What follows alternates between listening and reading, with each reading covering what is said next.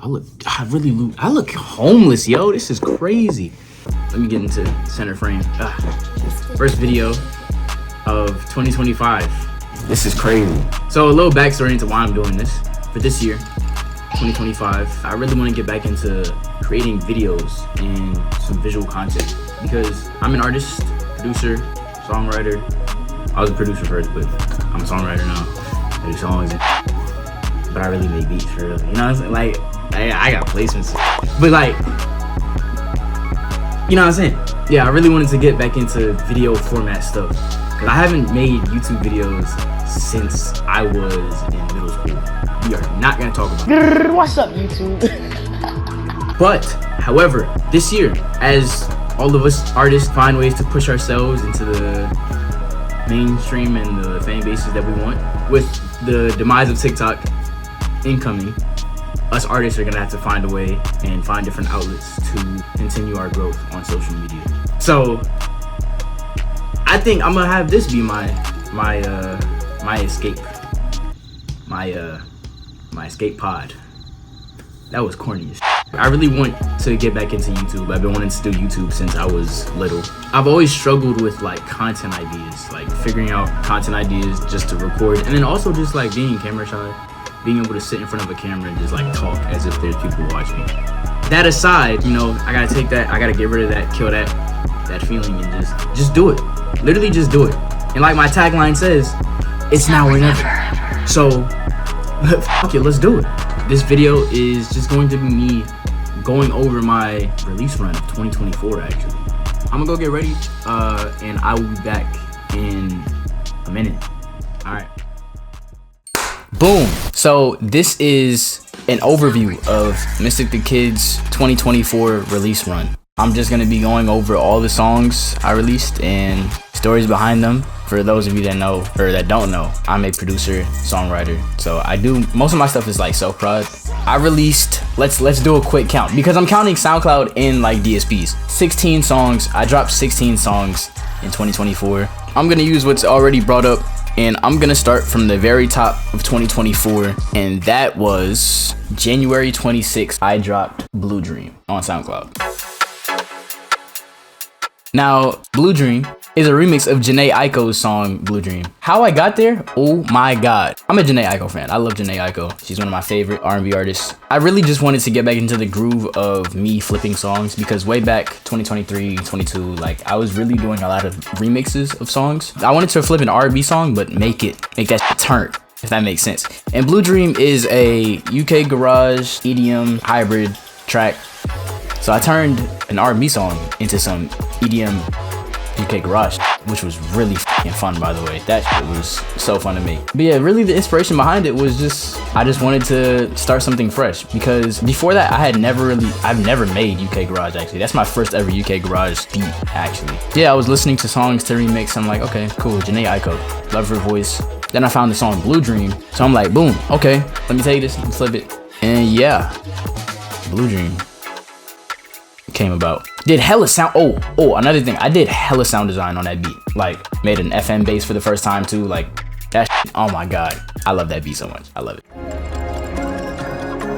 Now, on to the second release of the year. I dropped my track for my drum kit. I released my second drum kit on February 4th of 2024.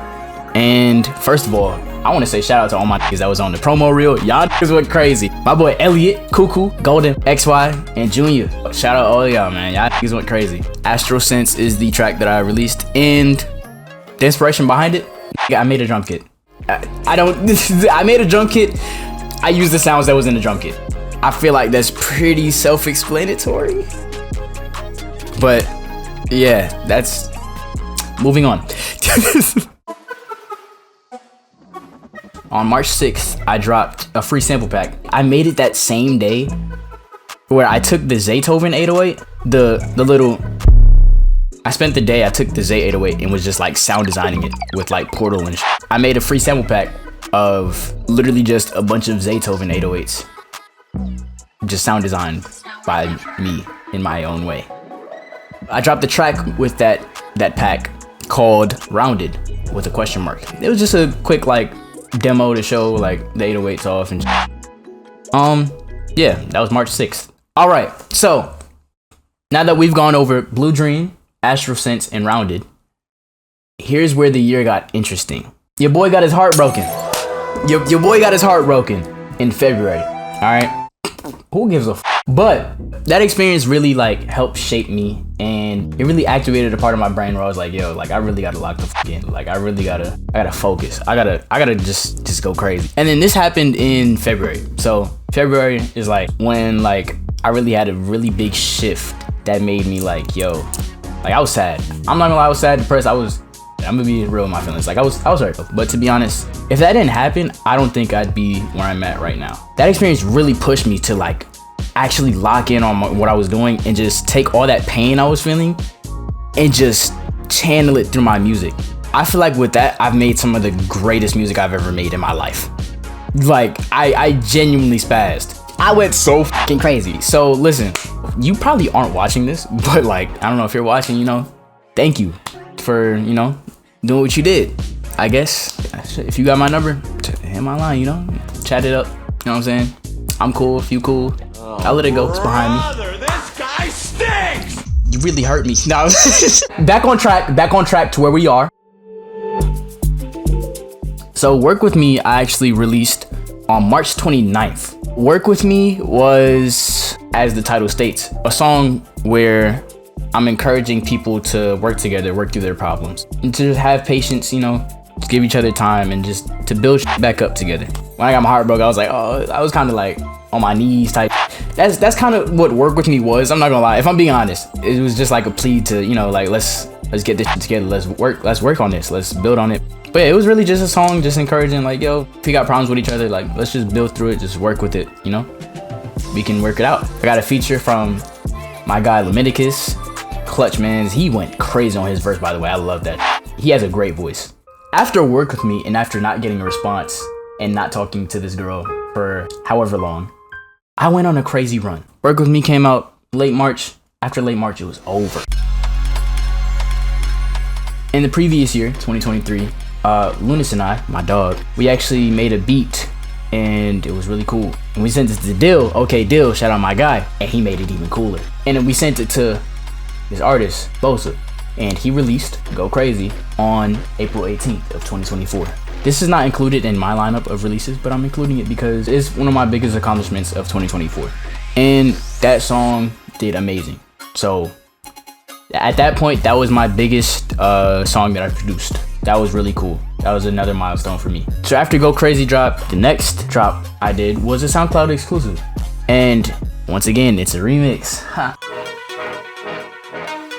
Kehlani last year dropped the song After Hours, and that was amazing. I love that song. So I, once again being the SoundCloud pride I was, I flipped that song.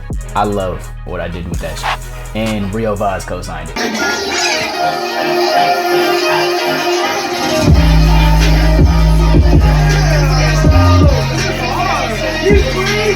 That's my guy. Kehlani flipped After Hours, came out May 2nd, 2024. There's not much story behind that. It was a great song. It is a great song, and I love Kehlani. So yeah, After Hours. Next, we got probably my biggest remix of last year. Bryson Tiller dropped last year. He dropped self-titled, but Bryson Tiller also dropped the song on the album Chow, and Chow blew the fuck up. Again, me being the SoundCloud pride I am, took it upon myself. I want to flip this, and I flipped it. And first of all, that's probably one of my favorite beats of last year. I went so insane on that. People loved it. That's probably my biggest remix from last year. It currently has 6K plays, which is pretty great, and I love every single one of you that listen to that. And listen to me in general. Like, why the fuck would you listen to Mr. the Kid of all the people? Kidding. Chow really was my biggest remix of last year. So yeah, Chow with an exclamation point because it's different than the original Chow. And before I move on, I dropped the Chow remix on the 17th of May. And then here's where things got interesting. Obviously during the time, I was still grieving, I was still hurt, I was going through it, but this is where things got interesting, right?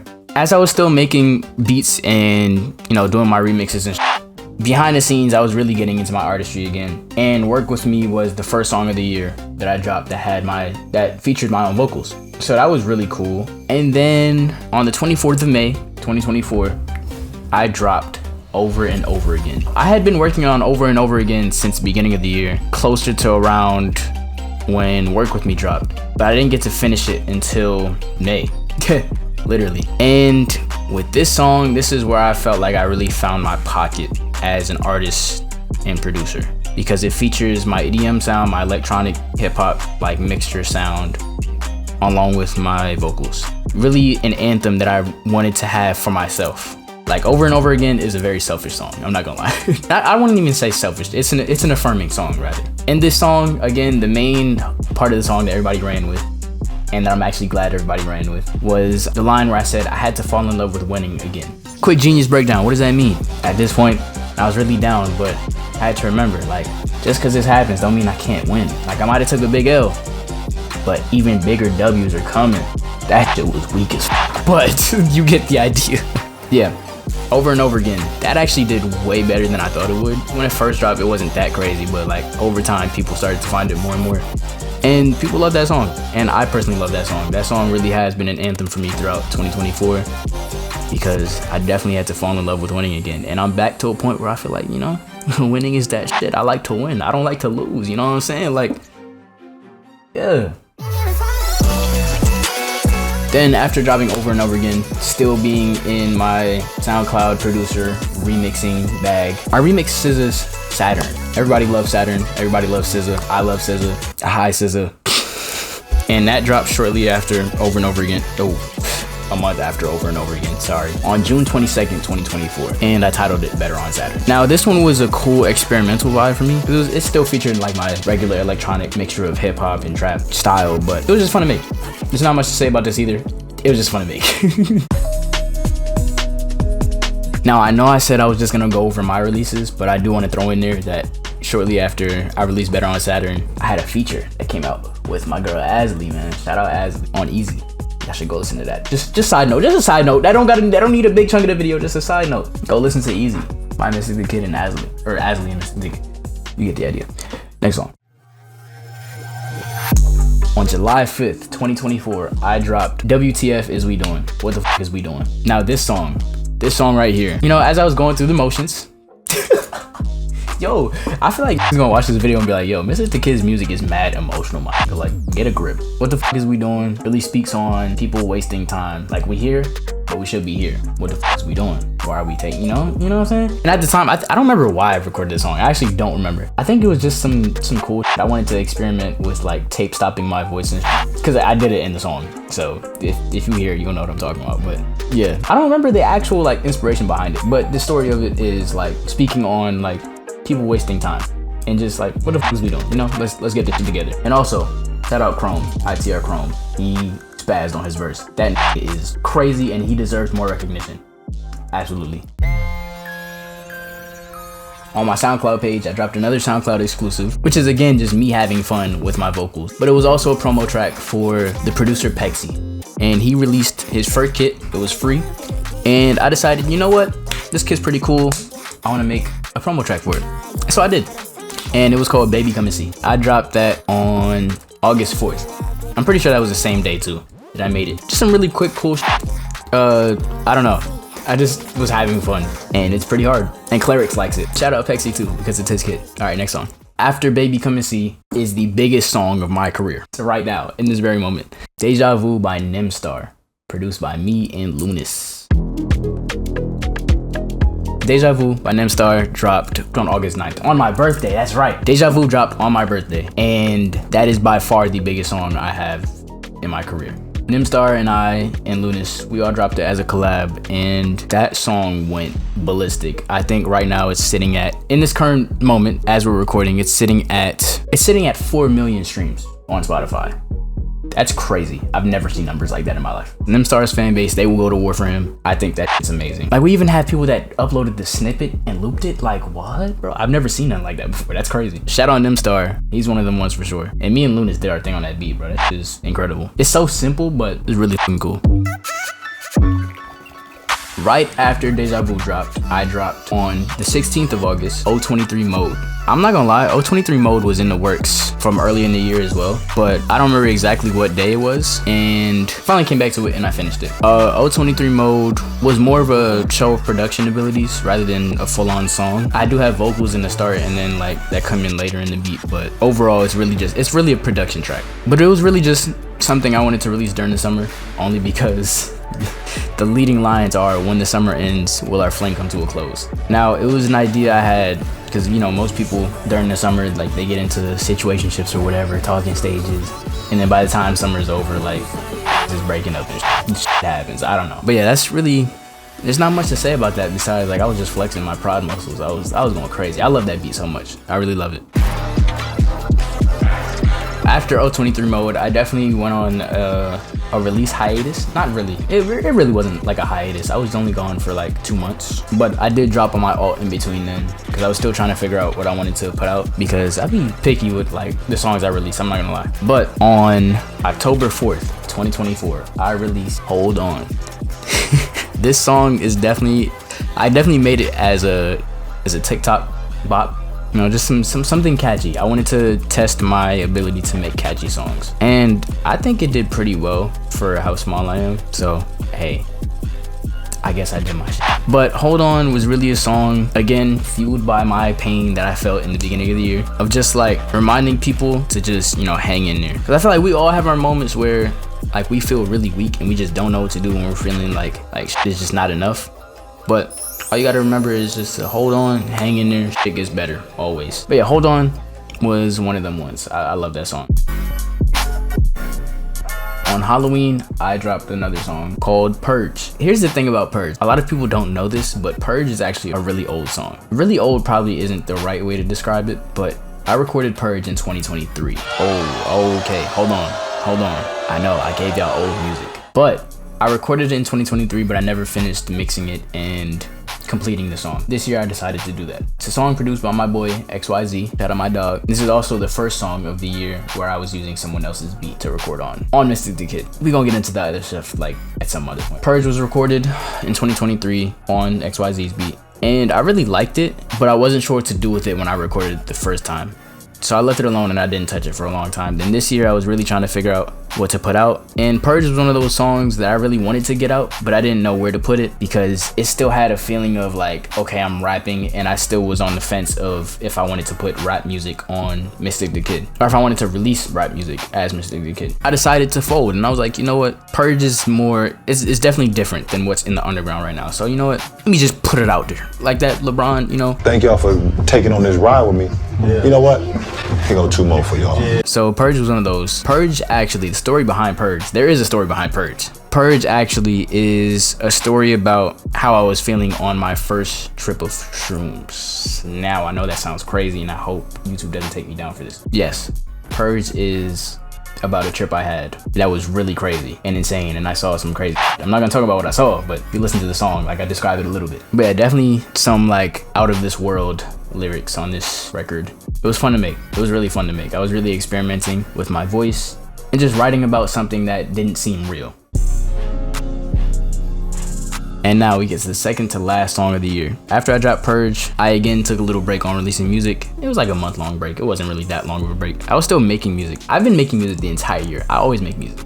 But as far as putting stuff out, I'd be a little reserved because I'd be like, oh, will they like this? Will they like that? But I'm working on that. On the 30th of November, I dropped Fall Loves Ballad, FLB for short. This song was describing how I was feeling at the time regarding meeting love interests. I was being very avoidant of falling in love, and I just wanted to, you know, just be cool with people. But knowing me, I'm a lover boy, so somehow, some way, I was falling in love. I met someone at the time, and I just wanted to be friends with him. But in my head, slowly, I felt myself, oh, damn, like, nah, like, let's keep it friends. You know, I've been wilding, sorry.